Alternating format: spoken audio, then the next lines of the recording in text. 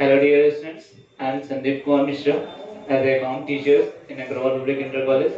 Today I am in study of subject accountancy, class 11. Okay, last time we are study of rules. First study personal account. Okay, first personal account. Second real account.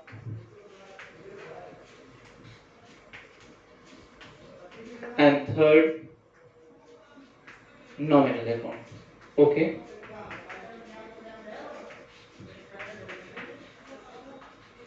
It is mean type of account is the three. First personal account, second real account and third nominal account.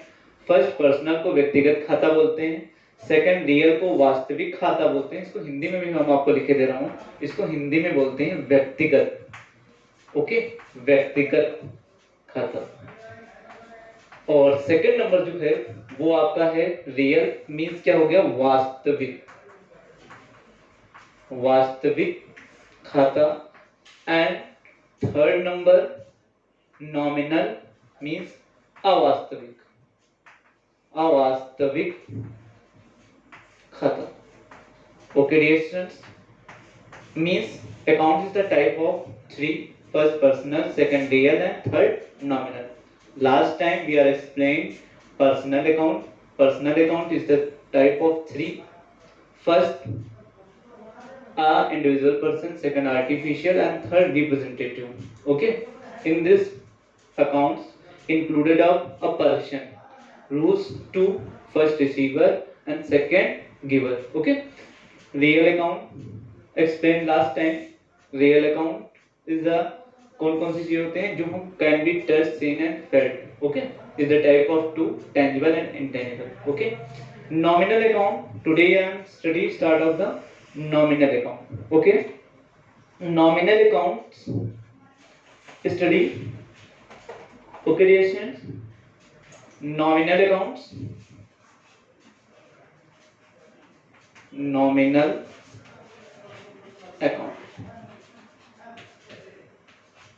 Okay, nominal accounts में क्या होता है कि हम इसमें केवल केवल include of name, मतलब ओनली नेम, ओनली नेम. केवल हमें इसमें क्या रखना है, केवल नेम होना चाहिए, ना कि पर्सन होना चाहिए, ना तो किसी का अनदर. मतलब ओनली नेम और नॉट अ पर्सन, न person and not a real things. मतलब ना तो केवल उसका नाम होना चाहिए अथवा उसका या तो कोई पर्सन भी नहीं होना चाहिए और ना तो कोई वास्तव में थिंग्स होनी चाहिए. Okay dear students, nominal account. अब इसमें क्या आ गई कि जब हम कुछ भी करते हैं as examples, suppose that business a transaction, suppose that आप लीजिए ट्रांजैक्शंस, मैं एक्सप्लेन कर रहा हूं आपको ट्रांजैक्शन. ओके, किसी ट्रांजैक्शन के लिए टू पर्सन होने चाहिए, एक कौन होना चाहिए, उसको रिसीव करना. बिजनेस में कोई ट्रांजैक्शन हो, बिजनेस हो या हम आप एक स्पेशल पर्सन लाइफ में भी ले सकते हैं कि हमारे ट्रांजैक्शन होने चाहिए. ट्रांजैक्शन हमारा कौन होता है, पर्सन. पर्सन हो सकता है, पर्सन कौन सा, जो एक हमसे रिसीव कर रहा हो और दूसरा दे रहा हो, गिवर. अब बात आई कि हमारा रिसीवर कौन हो सकता है और गिवर कौन हो सकता है. ये भी बहुत बड़ी बात आती है कि अगर मान लो हम किसी को पैसे भी दे रहे हैं उधार, उधार एज द क्रेडिट अमाउंट, तो तब भी वो रिसीव कर रहा है, मैं उसके लिए गिवर हो रहा हूँ. Two person is compulsory in a one transaction. अगर मैं कुछ कहीं से परचेज कर रहा हूँ तो वो इंसान गिवर है और मैं रिसीवर हूँ. मतलब it is the compulsory two person, first one receiver और second giver. Okay dear students, मतलब ये समझ में आई की बात, एक रिसीवर होना चाहिए और दूसरा गिवर होना चाहिए. इतनी बात. इसके बाद रिसीवर अगर कोई है तो वो अगर वो रिसीव कर रहा है तो कहीं ना कहीं बिजनेस से उसके पास कुछ ना कुछ आएगा. बिजनेस में है या उसकी पर्सनल लाइफ में कुछ भी हो, मैंने कहा कि ट्रांजैक्शंस में अगर वो कुछ खरीदेगा तो उसके पास कुछ ना कुछ कमीशन होगा. जैसे सपोज दैट ये मैंने परचेज किया, मैंने खरीदा, आई एम रिसीवर हो गया, और जिस पर्सन से लाया वो गिवर हो गया। सेकंड, जब मैं ये रिसीव कर रहा हूँ इसको, तो ये कहीं ना कहीं मेरे पास एक कंसिन हो रही है। मतलब दूसरा मैं ये भी कह सकता हूँ कि इसके पास जो अगर जो खरीदेगा उसके पास क्या होगा, कंसिन होगा, और इसके यहाँ से गोज आउट होगा, क्योंकि इस उसने मुझे ये चीज प्रोवाइड किया। अब ये सपोज दैट ये हमारा मान लो उसके यहाँ उसकी कॉस्ट जो थी वो थी 50 रुपीज। कॉन्सेंट्रेट करिएगा प्लीज यहाँ पे आप लोग कि इसकी सपोज दैट प्राइस थी 50,000। अब भले 50 ना हो, 10 हो या 20 हो, ये तो that is the other matter, ठीक है। एंड एग्जांपल, मान लो सपोज दैट 50 है, और 50 को उसने मुझे जो सेल किया वो कहीं ना कहीं मुझे कितने का सेल किया, 60 रुपीज का। भाई अगर कोई किसी पर्सन को उधार रुपए देता है तो उसका भी कहीं ना कहीं इंडिविजुअल प्रॉफिट्स ही होता है। ओके, तो suppose that he is earn 10 rupees from me, a transaction, उसने 10 रुपए मुझसे लाभ के रूप में कमाए। तो इसका मतलब कौन कमा रहा है, जो सेल कर रहा है। तो इसका मतलब इनके पास एक और हो गई, वो हो गई क्या, इनकम हो गई। और जब उनको 10 रुपए इनकम हो रही है तो कहीं ना कहीं वो मेरे लिए अदर एक एक्सपेंस हो रही है। मतलब 10 रुपीज हमारे लिए वो क्या हो रही है, वो हमारे लिए एक्सपेंस हो रही है। मैं 50 की चीज कितने में खरीद रहा हूँ, 60 में खरीद रहा हूँ। ओके डियर स्टूडेंट्स, अब मैं 50 की चीज अगर 60 में खरीद रहा हूँ तो मेरे लिए वो एक्सपेंस हो गई, एक्सपेंसेस हो गई, और ये हमारे लिए इनकम हो गई।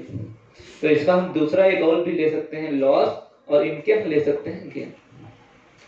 अब ये 10 रुपीज जो है वो ना तो किसी के थिंग्स है, ओके, ना कोई पर्सन है, ओनली अ नेम है, क्या, प्रॉफिट।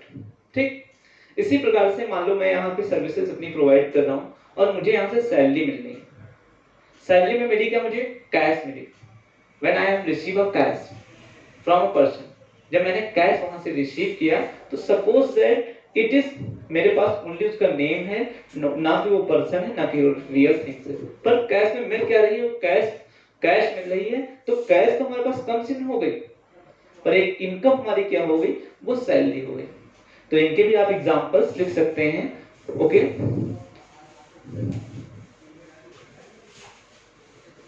आप लोग लिख सकते हैं। तो इसमें एज कौन कौन से एक्सपेंस कौन कौन से होते हैं, salary,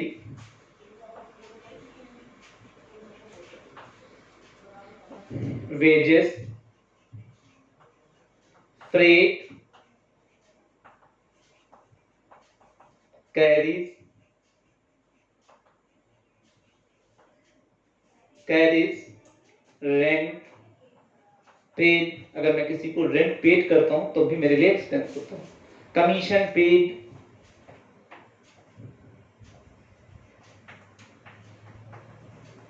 commission paid, repair, travel expenses, travel expenses, etc. Okay, मतलब बहुत सारे एक्सपेंसेस होते हैं। दूसरा हम आपको इसी का ही एक्सपेंसेस के हम पढ़ा करते हैं, लॉसेस कौन से हो सकते हैं वो भी आप इसी में रख लीजिएगा। लॉसेस हमारे हो सकते हैं, एक डिस्टेंस लॉस में, जैसे loss by fire, loss by fire, अगर मेरा किसी आग लगने से अगर हानि हो जाए तो मेरे लिए लॉस ही है, ठीक है, ओनली नेम है।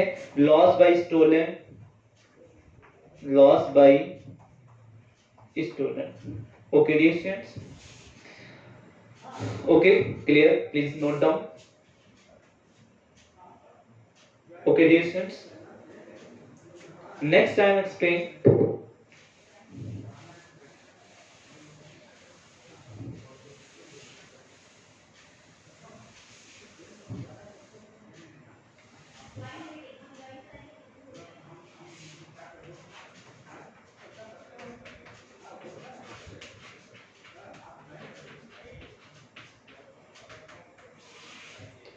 मीन्स अब हमने सेकंड आपको इसके बाद बताया था इनकम। इनकम हमारी कौन कौन सी हो सकती है, अगर मैं कहीं पे, अगर मैं किसी के यहाँ काम कर रहा हूँ तो मुझे सैलरी वहां से इनकम होगी, अगर मेरे यहाँ से कोई काम कर रहा है उसको हम सैलरी देंगे तो मेरे लिए एक्सपेंस होगा। ओके डियर स्टूडेंट्स, तो इनकम जैसे क्या हो सकता है, जैसे commission received, commission received,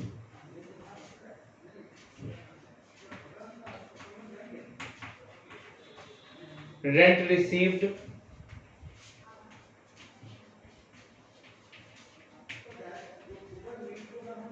okay, discount received,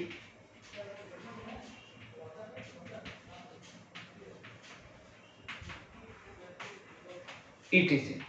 okay, और लास्ट जो होता है जैसे गेन है प्रॉफिट, और प्रॉफिट को कैसे आप लोग करेंगे, प्रॉफिट हमारे कैसे होते हैं, जैसे प्रॉफिट ऑन कंसाइनमेंट, वो मैं आपको आगे एक्सप्लेन करूंगा कंसाइनमेंट क्या होता है। Consignment, profit from business,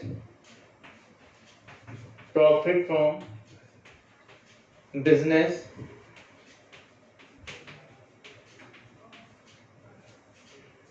okay, and etc are explained now. Okay dear students, etc. So today complete of my three accounts, first personal account, second real account and third nominal account. Okay dear students, first अब तीनों के आपको हम rules हम एक साथ में लिखवा सकते हैं जिन्हें हम कॉमर्स का ब्रह्मास्त्र कहते हैं। ओके डियर स्टूडेंट्स, तो सॉरी, रूल्स आप ऐसे याद करिएगा कि फर्स्ट एक हमारा डेबिट साइड होता है और सेकंड हमारा क्रेडिट साइड। ओके, तो आप रूल्स कहेंगे, rules,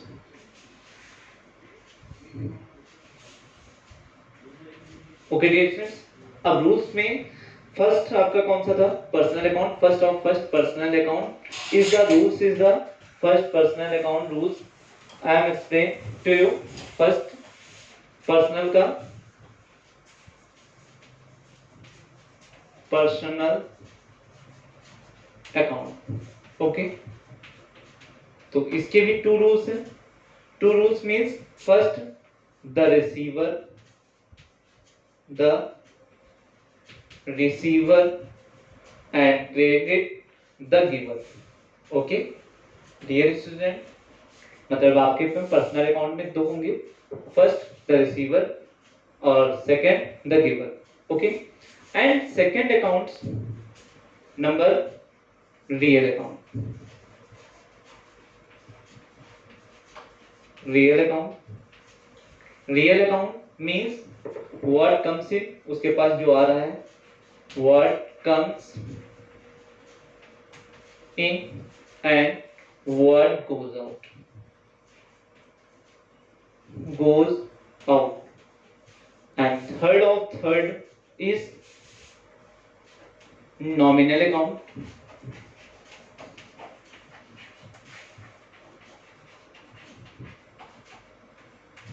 Nominal account, expense and losses,